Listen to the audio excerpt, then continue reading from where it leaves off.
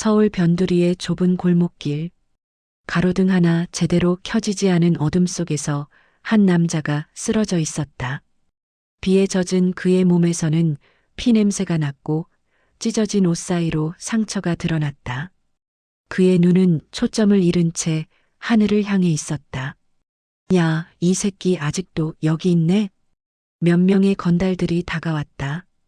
그들은 남자를 발로 걷어찼다. 흑, 흑. 남자는 신음소리를 냈지만 말을 제대로 하지 못했다.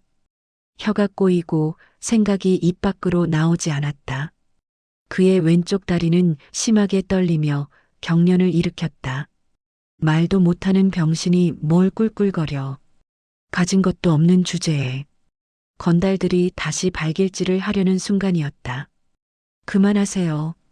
날카로운 여자의 목소리가 골목에 울려 퍼졌다. 한서윤이었다. 30대 초반의 그녀는 근처에서 작은 카페를 운영하는 평범한 여성이었다.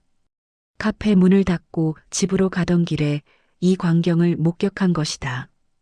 뭐야, 아가씨? 상관 말고 가던 길이나 가. 사람을 저렇게 때리는데 어떻게 그냥 가요? 당장 그만두지 않으면 경찰 부를 거예요. 서윤은 떨리는 손으로 휴대폰을 꺼내 들었다. 건달들은 서로 눈짓을 나누더니 혀를 차며 물러섰다. 재수없게. 야, 너 다음에 보자. 건달들이 사라지자 서윤은 쓰러진 남자에게 다가갔다. 가까이서 보니 그는 생각보다 젊었다. 30대 초반쯤 되어 보였고 상처와 먼지 투성이임에도 불구하고 단정한 이목구비가 드러났다. 괜찮으세요? 일어날 수 있어요? 남자는 그녀를 올려다보았다. 그의 눈에 담긴 것은 공포, 혼란, 그리고 희미한 감사의 빛이었다. 그는 입을 움직였지만 말이 되지 않았다. 말을 못하시는 거예요? 남자가 고개를 끄덕였다. 서윤은 잠시 고민했다. 이런 상태로 병원에 데려가면 신원 확인도 안 되고 치료비만 청구될 것이 뻔했다. 게다가 아까 건달들이 다시 올지도 모른다는 생각이 들었다. 제가 운영하는 카페가 여기서 가까워요. 일단 거기로 가요. 상처부터 치료해 드릴게요. 서윤은 남자를 부축했다. 그의 몸은 생각보다 가벼웠다. 오랫동안 제대로 먹지 못한 것이 분명했다. 남자는 절뚝거리며 서윤의 도움을 받아 천천히 걸었다. 왼쪽 다리에 힘이 제대로 들어가지 않는 듯했다. 서윤의 카페는 서윤인의 작은 쉼터라는 간판을 달고 있었다. 아담하지만 따뜻한 분위기의 공간이었다. 서윤은 남자를 카페 뒤편에 있는 작은 창고로 데려갔다. 그곳에는 간이 침대와 오래된 소파가 놓여 있었다. 여기서 쉬세요. 약 가져올게요. 서윤은 구급상자를 가져와 남자의 상처를 닦아주었다. 다행히 심각한 부상은 아니었다. 오래된 상처들과 최근에 생긴 타박상들이 섞여 있었다. 남자는 그녀의 손길에 몸을 떨었다. 얼마나 오랫동안 누군가의 따뜻한 손길을 받지 못했던 것일까. 옷도 갈아입으셔야겠어요. 제 오빠 옷이 몇 벌 있는데 그걸 드릴게요. 서윤은 깨끗한 옷과 수건을 건넸다. 남자는 고개를 숙여 감사를 표현했다. 서윤이 밖으로 나가자 그는 천천히 옷을 갈아입었다. 거울에 비친 자신의 모습을 보며 그는 혼란스러웠다. 나는 누구지? 기억이 없었다. 자신의 이름도 어디서 왔는지도 왜 이런 상태가 되었는지도 전혀 기억나지 않았다. 머릿속은 짙은 안개로 가득 차 있었고 무언가를 떠올리려 하면 심한 두통이 밀려왔다. 다음 날 아침 서윤은 남자에게 죽을 끓여주었다. 천천히 드세요. 오랫동안 제대로 못 드신 것 같아서 소화가 잘 되는 걸로 준비했어요. 남자는 감격한 표정으로 죽을 먹었다. 눈물이 그의 뺨을 타고 흘렀다. 서윤은 그 모습을 보며 가슴이 아팠다. 이름이 뭐예요? 아, 말씀을 못 하시는구나. 서윤은 종이와 펜을 가져왔다. 하지만 남자는 펜을 잡고도 한참을 망설였다. 그는 자신의 이름을 쓰려 했지만 손이 떨리고 글자가 제대로 나오지 않았다. 뇌 손상의 영향인지 글을 쓰는 것조차 어려웠다. 결국 그는 대충 민준이라는 글자를 겨우 적었다. 자신의 진짜 이름인지는 확신할 수 없었지만 뇌리에 어렴풋이 떠오른 소리였다. 민준. 민준 씨라고 부르면 되겠네요. 저는 한서윤이에요. 그날부터 민준은 서윤의 카페 창고에서 지내게 되었다. 서윤은 그에게 밥을 챙겨주고 옷을 빨아주고 상처가 아물도록 돌봐주었다. 민준은 감사의 표시로 카페 청소나 간단한 설거지를 도왔다. 비록 움직임이 느리고 서툴렀지만 최선을 다했다. 시간이 지나면서 둘 사이에는 특별한 유대감이 형성되었다. 말이 통하지 않았지만 눈빛과 몸짓으로 의사소통을 했다. 서윤은 민준이 단순히 불쌍한 사람이 아니라는 것을 알게 되었다. 그의 눈빛에는 지성이 있었고 행동에는 예의가 배어 있었다. 어딘가 교육받은 사람 같은 품격이 느껴졌다. 민준 역시 서윤에게 점점 마음을 열어갔다. 그녀의 웃음소리는 그의 어두운 세계의 유일한 빛이었다. 그녀가 카페에서 손님들을 대하는 모습을 몰래 지켜보며 그는 그녀의 따뜻함과 정의로운 성품에 감동했다. 어느 날 저녁 서윤이 카페 문을 닫고 창고로 들어왔을 때였다. 민주는 그녀를 위해 작은 꽃다발을 준비해 놓았다. 길가에서 주운 들꽃들을 모아 서툴게 묶은 것이었다. 어머, 이게 뭐예요? 서윤은 감격했다. 민주는 수줍은 표정으로 꽃다발을 건넸다. 그리고 천천히, 매우 천천히 입을 열었다. 고, 마, 첫 단어였다. 비록 어눌하고 불분명했지만 그의 입에서 나온 첫말이었다. 서윤의 눈에 눈물이 고였다. 민준 씨, 말을 하신 거예요. 그날 밤 둘은 처음으로 손을 잡았다. 서윤은 민준의 과거가 궁금했지만 묻지 않았다. 중요한 것은 과거가 아니라 지금, 이 순간 함께 있다는 사실이었다. 두 달이 흘렀다. 민준의 언어 능력은 조금씩 나아졌다. 여전히 짧은 단어만 말할 수 있었지만 서윤과의 대화는 점점 자연스러워졌다. 다리의 경련도 조금씩 줄어들고 있었다. 어느 일요일 오후 서윤은 민준을 데리고 근처 공원에 갔다. 민준은 처음에는 사람들의 시선이 무서워 망설였지만 서윤이 손을 꼭 잡아주자 용기를 냈다. 민준 씨, 저기 저 벤치에서 쉬어요. 둘은 나란히 앉아 따뜻한 햇살을 받으며 주변을 바라보았다.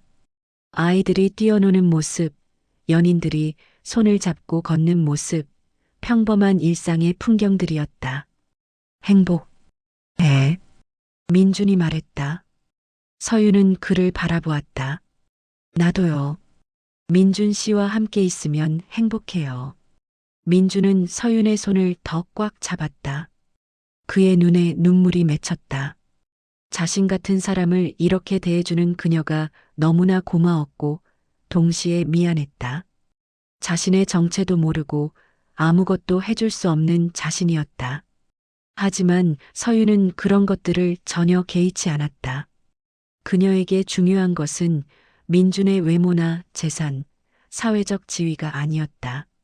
상처받은 그의 마음, 순수한 그의 본성, 그리고 그녀를 바라보는 그 진심 어린 눈빛이었다. 민준 씨, 제가 약속할게요. 앞으로도 계속 함께 할 거예요. 민준 씨의 과거가 어떻든 그건 중요하지 않아요. 지금의 민준 씨, 제 옆에 있는 이 사람이 전부예요. 민준은 고개를 끄덕였다. 그리고 용기를 내어 서윤의 어깨에 머리를 기댔다. 서윤은 그의 머리를 쓰다듬어 주었다. 그날 밤 카페로 돌아온 둘은 서로를 껴안았다. 말은 없었지만 모든 것이 전해졌다. 그들은 사랑에 빠져 있었다. 조건 없는 순수한 사랑이었다. 행복한 시간은 언제나 빠르게 지나간다. 3달째가 되던 어느 날 밤, 민주는 갑자기 심한 두통을 호소했다. 서윤이 진통제를 가져오려 잠시 카페로 올라간 사이 창고 밖에서 인기척이 들렸다. 여기 있다? 낯선 남자들의 목소리였다. 민주는 공포에 질려 문을 잠그려 했지만 문이 거칠게 열렸다. 여러 명의 남자들이 들어왔다. 그들은 정장을 입고 있었고 건달들과는 확연히 다른 분위기였다. 강태산 회장님, 드디어 찾았습니다. 한 남자가 공손하게 말했다. 민주는 혼란스러웠다. 강태산이라는 이름이 낯설면서도 어딘가 익숙했다. 너희, 누구? 저희는 강성그룹에서 나왔습니다. 회장님을 모시러 왔습니다. 빨리 가셔야 합니다. 어머님께서 위독하십니다. 민주는 저항했다. 서윤에게 말도 못하고 떠날 수는 없었다. 하지만 남자들은 강제로 그를 데리고 나갔다. 그들 중 한 명이 최 실장이었다. 조용히 하십시오. 더 이상 이곳에 머물러서는 안 됩니다. 서윤. 민주는 필사적으로 소리쳤지만 그의 목소리는 제대로 나오지 않았다. 그들은 민준을 차에 태우고 급히 사라졌다. 5분 후 서윤이 진통제를 들고 창고로 돌아왔다. 민준 씨, 약 가져왔어. 창고는 텅 비어 있었다. 서윤은 당황했다. 민준의 옷가지와 개인 물건들이 그대로 있었다. 그가 자발적으로 나간 것이 아니라는 증거였다. 민준 씨? 서윤은 카페 밖으로 뛰쳐나가 골목을 살폈다. 하지만 아무도 없었다. 땅바닥에는 찢어진 천 조각 하나가 떨어져 있었다. 피가 묻은 천이었다. 민준 씨. 서윤의 비명이 밤거리에 울려 퍼졌다. 서윤은 즉시 경찰에 신고했다. 하지만 경찰의 반응은 냉담했다. 신원 미상의 성인 남성이라고요? 자발적으로 떠났을 가능성이 큽니다. 아니에요. 그의 물건이 다 그대로 있고 피 묻은 천도 발견됐어요. CCTV 확인해 보니 여러 명이 한 남자를 차에 태우는 게 보이긴 하는데 강제로 끌고 간 것 같지는 않습니다. 실종 신고는 접수하겠지만 본인이 돌아올 때까지 기다려보세요. 서윤은 절망했다. 경찰이 적극적으로 수사하지 않는 상황에서 그녀 혼자 민준을 찾을 방법은 없었다. 설상가상으로 며칠 후 그 건달들이 다시 나타났다. 야, 그 병신 어디 갔어? 네가 어디 숨긴 거 아니야? 저도 몰라요. 갑자기 사라졌어요. 거짓말하지 마. 틀림없이 뭔가 꿍꿍이가 있을 거야. 그 자식이 진짜 정체를 밝히고 너한테 돈을 줬겠지? 그 돈 내놔. 그런 거 없어요. 제발 그만 좀. 건달들은 서윤을 괴롭히기 시작했다. 카페 앞에서 행패를 부리거나 손님들에게 시비를 걸었다. 서윤의 카페 매출은 급격히 떨어졌다. 손님들이 무서워서 오지 않게 된 것이다. 1,000만 원만 내. 그럼 우리도 그만둘게. 그런 돈 없어요. 없으면 만들어. 카페라도 팔든지. 서윤은 하루하루가 지옥이었다. 경제적으로도 힘들었지만 무엇보다 민준에 대한 그리움과 걱정이 그녀를 짓눌렀다. 밤마다 그녀는 울었다. 민준 씨, 어디 계세요? 사람만 있다면. 하지만 서윤은 포기하지 않았다. 민준과의 추억이 그녀를 지탱해 주었다. 공원 벤치에서 나눈 대화, 서툴게 묶어준 꽃다발, 서로를 껴안던 그 따뜻한 밤. 그 모든 것이 진짜였고 민준이 자신을 사랑했다는 것을 서윤은 확신했다. 그가 날 두고 갈 리 없어. 무슨 일이 있었든 기회만 있다면 반드시 돌아올 거야. 서윤은 카페를 지켰다. 빚을 내서라도 건달들에게 시달리면서도 그녀는 그 자리를 지켰다. 민준이 돌아왔을 때 자신을 찾을 수 있도록. 서윤이 모르는 사실이 있었다. 최 실장은 서윤의 존재를 알고 있었고 은밀하게 그녀를 지켜보고 있었다. 한서윤이라는 여자. 회장님께서 그 여자와 함께 지냈다는 겁니까? 최 실장의 부하가 물었다. 그렇다. 회장님의 언어 장애와 다리 절단 증세가 심각했을 때 그 여자가 회장님을 보호했다. 우리가 늦게 도착한 이유는 회장님이 신원을 나타낼 만한 것을 전혀 가지고 계시지 않았기 때문이다. 그렇다면 그 여자에게 연락을. 안 된다. 회장님께서 기억을 되찾으실 때까지는. 지금 상태에서 그 여자와 접촉하면 회장님께 혼란만 가중시킬 것이다. 그리고 최 실장은 잠시 말을 멈췄다. 회장님께서 기억을 되찾으신 후 그 여자가 진짜로 회장님을 사랑했는지 확인해야 한다. 만약 돈이나 신분 때문이었다면 회장님께 독이 될 것이다. 하지만 그 여자 지금 많이 힘들어 보이던데요. 그것도 시험이다. 진짜 사랑이라면 기다릴 것이다. 최 실장은 냉정했다. 하지만 그는 가끔 서윤의 카페 근처를 지나가며 그녀의 모습을 확인했다. 건달들이 괴롭히는 것을 보고도 개입하지 않았다. 그것이 강태산을 위한 일이라고 믿었기 때문이다. 중국 베이징 강성 그룹 본사의 VIP 병동. 최첨단 의료시설이 갖춰진 이곳에서 강태산은 고난도 뇌수술을 받았다. 세계 최고의 신경외과 전문의들이 투입되었다. 수술은 성공적이었다. 태산의 언어장애는 완전히 회복되었고 다리의 신경계 이상도 치료되었다. 6개월간의 재활치료 후 그는 다시 걸을 수 있게 되었다. 하지만 기억은 돌아오지 않았다. 회장님, 이것은 회장님께서 1년 전에 참석하셨던 국제회의의 자료입니다. 최 실장이 서류를 보여주었다. 태사는 서류를 훑어보았다. 이상하게도 글을 읽고 이해하는 능력은 완벽했다. 사업에 관한 지식과 판단력도 예전 그대로였다. 하지만 한국에서 보낸 그 3개월간의 기억은 완전히 사라져 있었다. 최 실장, 예, 회장님. 나는 그곳에서 무엇을 했는가? 최 실장은 잠시 망설였다. 하지만 결국 진실을 말했다. 회장님께서는 한 여인의 보호를 받으며 지내셨습니다. 여인? 예. 한서윤이라는 이름의 평범한 카페 주인입니다. 태사는 이상한 감정을 느꼈다.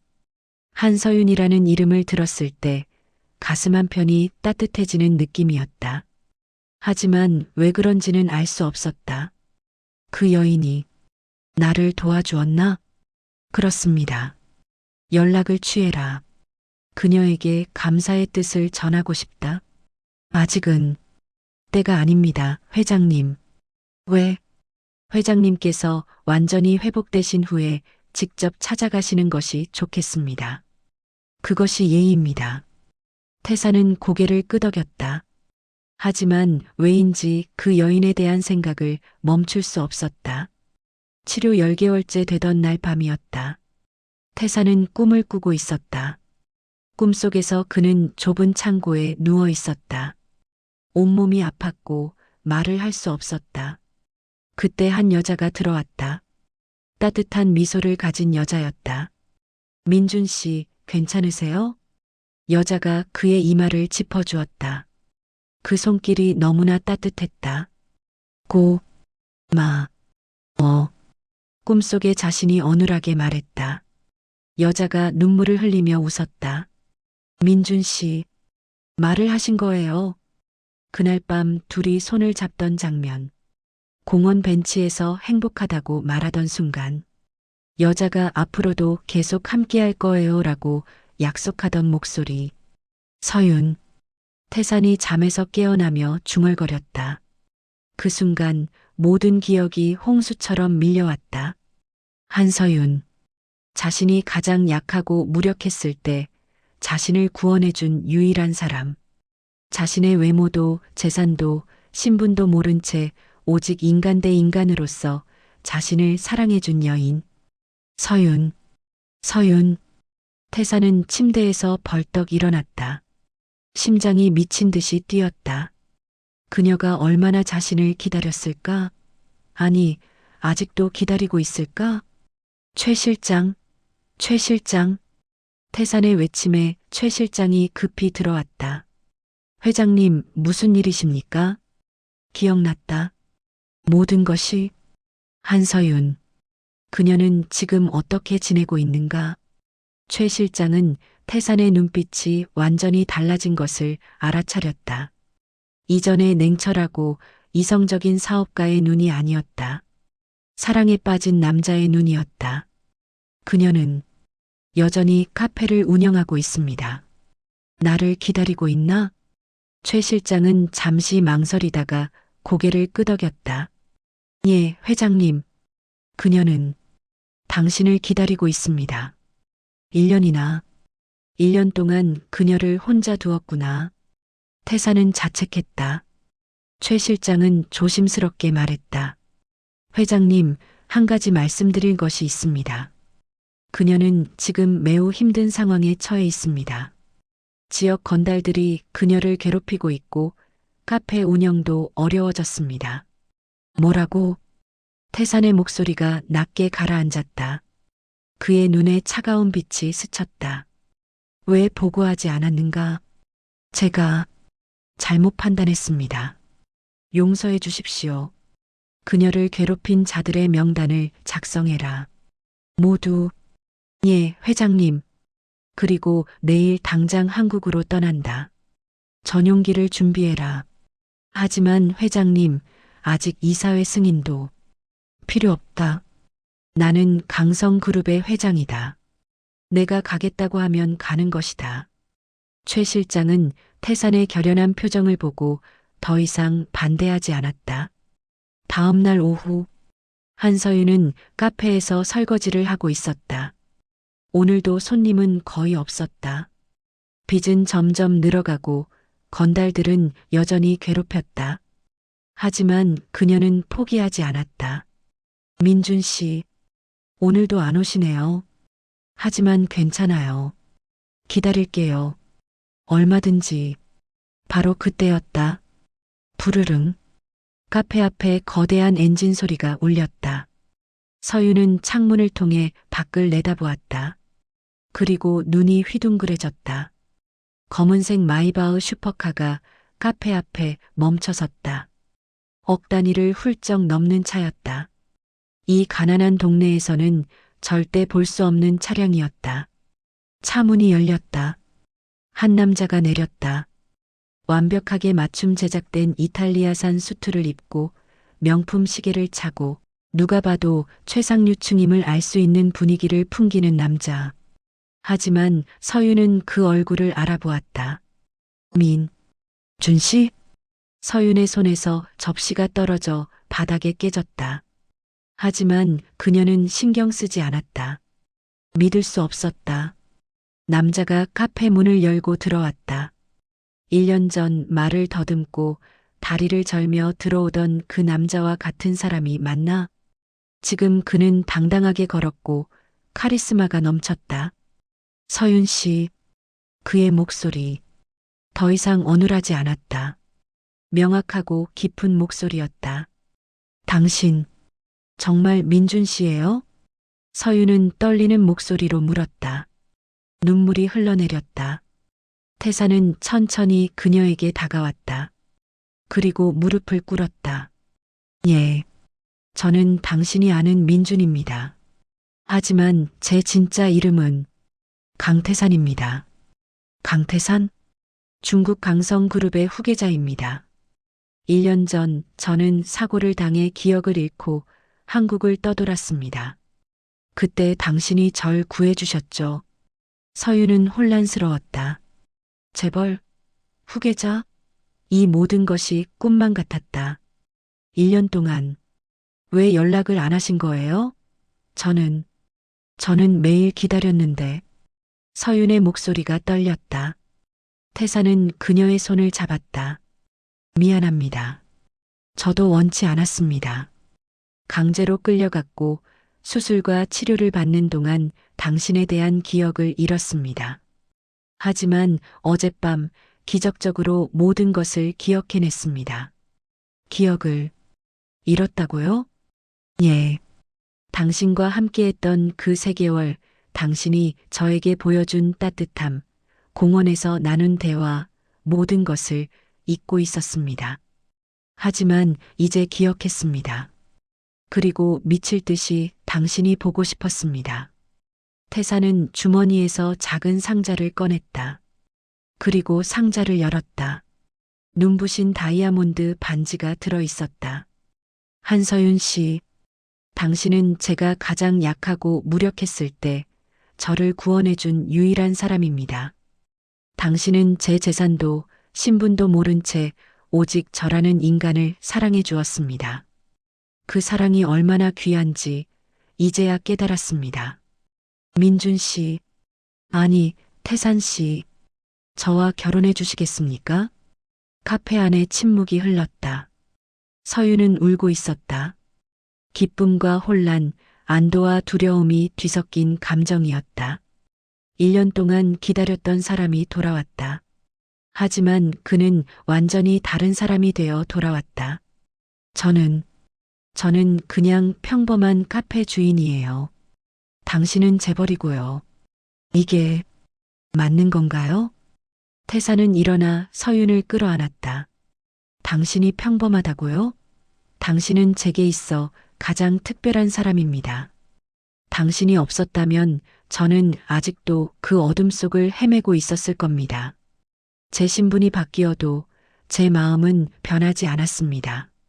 저는 여전히 당신을 사랑합니다. 서윤은 그의 품에 안겨 한참을 울었다. 그리고 고개를 끄덕였다. 네. 태산의 얼굴에 환한 미소가 번졌다. 그는 서윤의 손에 반지를 끼워 주었다. 바로 그때 카페 문이 거칠게 열렸다. 야, 한서윤. 건달들이었다. 하지만 그들은 카페 안의 분위기를 보고 멈칫했다. 뭐야, 저 남자는? 태사는 서윤을 자신의 뒤로 보호하며 건달들을 바라보았다. 그의 눈빛이 차갑게 식었다. 당신들이 서윤 씨를 괴롭힌 자들입니까? 너 누군데 끼어들어? 태사는 휴대폰을 꺼내 전화를 걸었다. 최 실장, 지금 내 위치로 사람들을 보내라. 그리고 이 지역의 모든 CCTV 영상을 확보해라. 특히 이 카페 주변의 모든 증거를.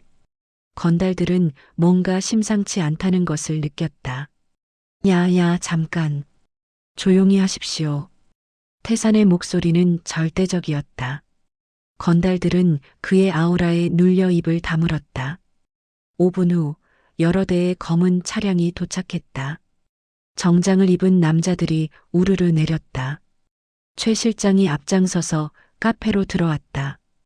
회장님, 모든 준비가 되었습니다. 이자들을 경찰에 인계해라. 공갈, 협박, 폭행 혐의로. 증거는 충분히 확보했을 것이다. 예, 회장님. 건달들은 강제로 끌려나갔다.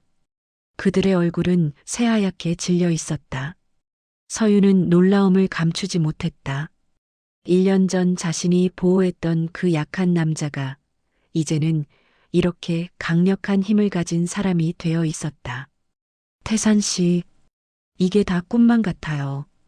태산은 서윤의 손을 잡고 부드럽게 말했다. 꿈이 아닙니다. 현실입니다. 이제부터 당신을 괴롭히는 사람은 아무도 없을 것입니다. 제가 지켜드리겠습니다. 하지만 행복은 그리 간단하지 않았다. 다음 날 태사는 서윤을 중국 베이징의 강성그룹 본사로 데려갔다. 서윤은 압도당했다.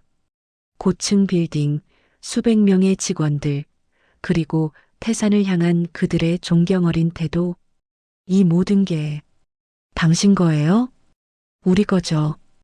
이제부터는 태산은 서윤에게 회사를 소개하고 자신의 가족을 만나게 했다.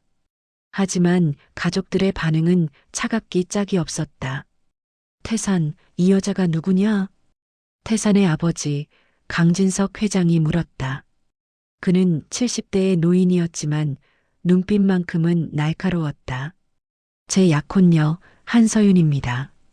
약혼녀, 네가 마음대로 결정한 것이냐? 예, 안 된다. 단호한 거절이었다. 태산의 어머니도 고개를 저었다. 태산아, 우리가 내게 바라는 것은 강성그룹의 미래를 함께 이끌어갈 동반자다. 이 여자는 너무 평범하지 않니? 어머니 서윤 씨는 알아. 네 생명의 은인이라는 것. 그건 감사하게 생각한다. 적절한 보상을 해주겠다. 하지만 결혼은 다른 문제다. 서윤은 그 자리에 서 있기조차 힘들었다. 자신이 얼마나 동떨어진 세계에 와 있는지 실감했다. 저는 그냥 가는 게 나을 것 같아요. 서윤이 작은 목소리로 말했다. 하지만 태사는 그녀의 손을 꽉 잡았다. 아버지, 어머니, 저는 서윤 씨와 결혼할 것입니다. 허락하시든 안 하시든 제 결정은 변하지 않습니다. 태산, 제가 가장 힘들었을 때 저를 구해준 사람은 가족이 아니었습니다. 서윤 씨였습니다. 그녀는 제 재산도 신분도 모른 채 저를 사랑해 주었습니다. 그런 사람을 저는 평생 놓치고 싶지 않습니다. 태산의 아버지는 한숨을 쉬었다. 네가 그렇게까지 말한다면 조건이 있다. 말씀하십시오. 6개월을 주겠다. 그 기간 동안 이 여자가 우리 가문에 어울리는 사람인지 시험할 것이다. 만약 실패한다면 결혼을 포기해라. 아버지, 이것도 많이 양보한 것이다. 태사는 서윤을 바라보았다. 서윤은 고개를 끄덕였다. 괜찮아요.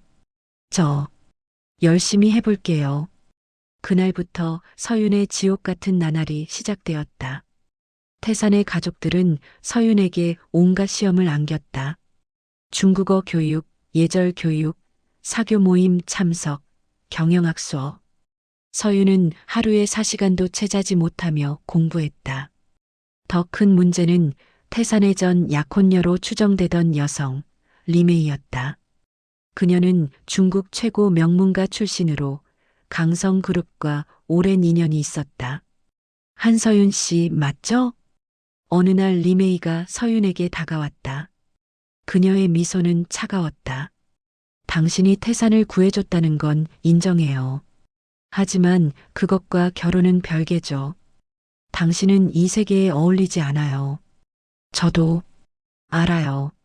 하지만 열심히 하고 있어요. 열심히 한다고 다 되는 게 아니에요. 태어날 때부터 다른 사람들도 있는 거예요. 리메이는 의도적으로 서윤을 곤란한 상황에 빠뜨렸다. 중요한 모임에 잘못된 시간을 알려주거나 서윤이 실수하도록 유도했다. 서윤은 지쳐갔다. 밤마다 혼자 방에서 울었다. 이게 맞는 걸까? 나는 여기 있으면 안 되는 사람인 건 아닐까? 하지만 그때마다 태산이 찾아왔다. 서윤 씨 괜찮아요? 태산 씨. 태산은 그녀를 안아주었다. 힘들죠? 미안해요. 이 모든 게 제 잘못이에요. 아니에요. 저는 괜찮아요. 거짓말. 당신 눈이 빨개졌어요. 서윤은 울음을 터뜨렸다. 저 정말 열심히 하고 있는데 계속 실수만 해요. 다들 절 이상하게 보고 저도 제가 이상해요. 태산 씨, 저는 서윤 씨. 태산은 그녀의 얼굴을 두 손으로 감싸쥐었다. 당신은 아무것도 이상하지 않아요.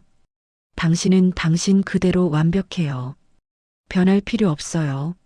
하지만 제가 사랑에 빠진 건 재벌 마누라가 될 수 있는 여자가 아니에요. 제가 가장 약했을 때 저를 인간으로서 대해준 한서윤이라는 사람이에요. 그 사람이면 충분해요. 서윤은 그의 품에 안겨 한참을 울었다. 6개월이 지났다. 가족회의가 열렸다. 태산의 부모와 주요 임원들이 모였다. 태산, 우리의 결론은. 아버지가 말을 꺼내려는 순간 태산이 먼저 일어섰다. 아버지, 제 말을 먼저 들어주십시오. 태산? 저는 6개월 동안 서윤 씨가 얼마나 힘들어했는지 지켜봤습니다. 그녀는 이 가문에 맞추려고 자신을 완전히 바꿔야 했습니다. 하지만 그것은 옳지 않습니다. 태사는 서윤의 손을 잡았다. 서윤 씨는 그녀 그대로도 충분히 훌륭한 사람입니다. 제가 가장 약했을 때 그녀는 저를 구해줬습니다. 그 은혜를 평생 갚아도 부족합니다. 그리고 태사는 잠시 멈췄다. 저는 이 여자를 진심으로 사랑합니다. 조건 없이 신분 차이를 넘어서 만약 가족들이 이 결혼을 허락하지 않으신다면 태산아, 어머니가 놀라 소리쳤다. 저는 강성그룹을 떠나겠습니다. 회의실이 술렁였다. 아버지가 벌떡 일어났다. 네가 무슨 말을 하는 거냐? 저는 진심입니다, 아버지. 서윤 씨 없는 제 인생은 의미가 없습니다. 차라리 평범하게 살더라도 그녀와 함께 하겠습니다. 긴 침묵이 흘렀다. 그때 서윤이 일어섰다. 회장님, 사모님, 그리고 여러분. 서윤의 목소리는 떨렸지만 결연했다. 저는 6개월 동안 여러분의 세계에 맞추려고 노력했습니다. 하지만 제가 아무리 노력해도 저는 태어날 때부터 이 세계 사람이 아니라는 걸 알았습니다. 서윤 씨, 태산이 놀라 그녀를 바라보았다. 하지만 한 가지는 확실합니다. 저는 태산 씨를 진심으로 사랑합니다. 그가 재벌이든 아니든 건강하든 아프든 저는 그의 곁을 지킬 것입니다. 그것만은 약속드릴 수 있습니다. 서윤은 고개를 숙여 절했다. 부디 저희를 허락해 주십시오. 회의실에 또다시 침묵이 흘렀다. 그때 태산의 아버지가 한숨을 쉬었다. 서윤 씨, 예, 회장님. 고개를 드시오. 서윤이 고개를 들자 아버지의 얼굴에는 미소가 어려 있었다. 당신은 시험을 통과했소? 네. 진짜 시험은 교육이나 예절이 아니었소.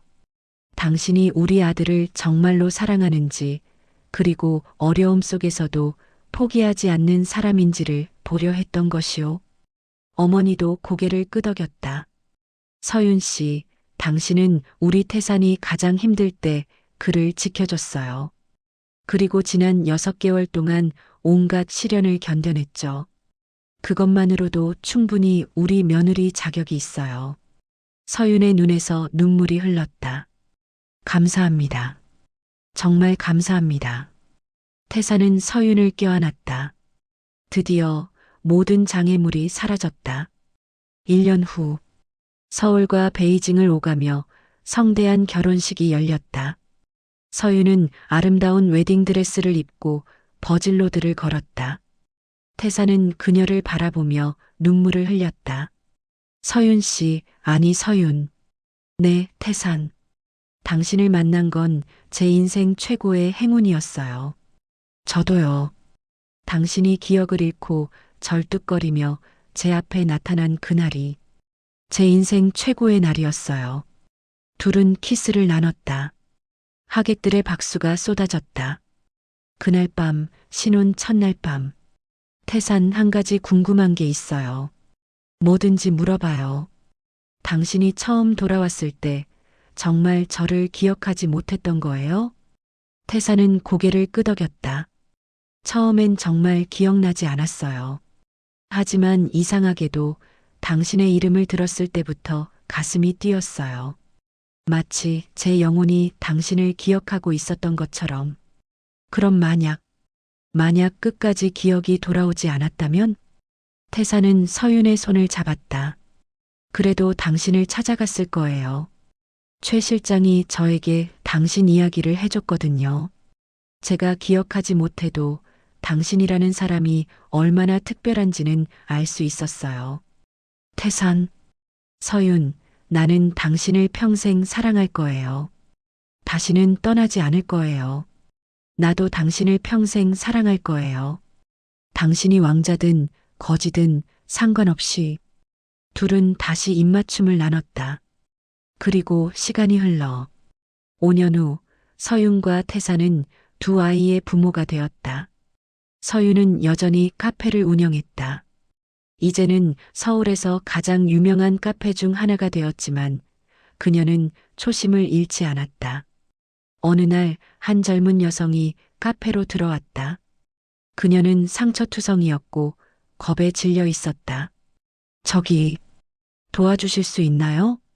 서윤은 그 여성을 보며 5년 전의 자신을 떠올렸다.